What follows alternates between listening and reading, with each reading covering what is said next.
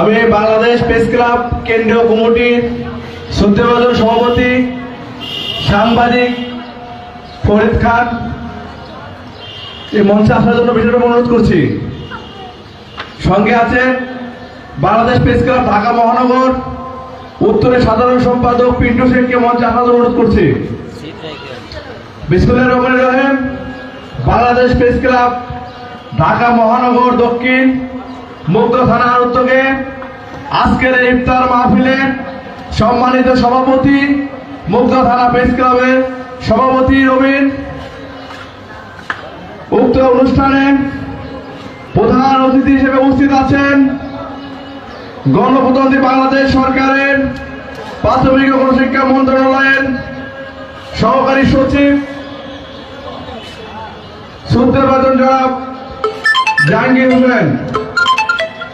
আজকে প্রধান অতিথিকে আমি কৃতজ্ঞতা জানাই।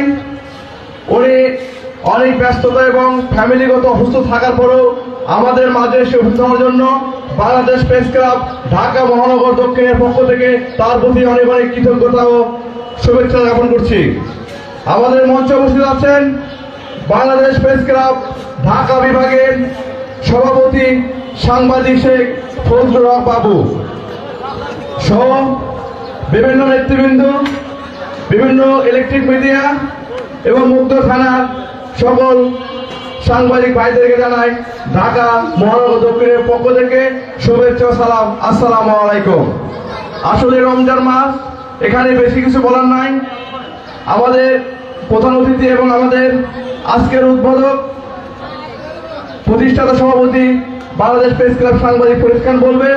আমি শুধু একটি কথা বলতে চাই, এই বাংলাদেশ প্রেস ক্লাব করার উদ্দেশ্য যে বাংলাদেশ প্রেস ক্লাব কেন গঠন করা হয়েছে, সারা বাংলাদেশে যে প্রেস ক্লাবের সাংগঠনিক কমিটি আছে, সারা বাংলাদেশে এখন আমাদের সংগঠনের ৭১,০০০ সাংবাদিক, যাতে যে সকল নিরীহ নির্যাতিত সাংবাদিক সারা বাংলাদেশ দৈনিক অনেক জায়গাতে সাংবাদিকদের নির্যাতন করা হচ্ছে, নিপীড়ন করা হচ্ছে, মিথ্যা মামলায় গ্রেফতার করা হচ্ছে, যাতে এগুলো না করতে পারে তার জন্য বাংলাদেশ প্রেস ক্লাব করা হয়েছে।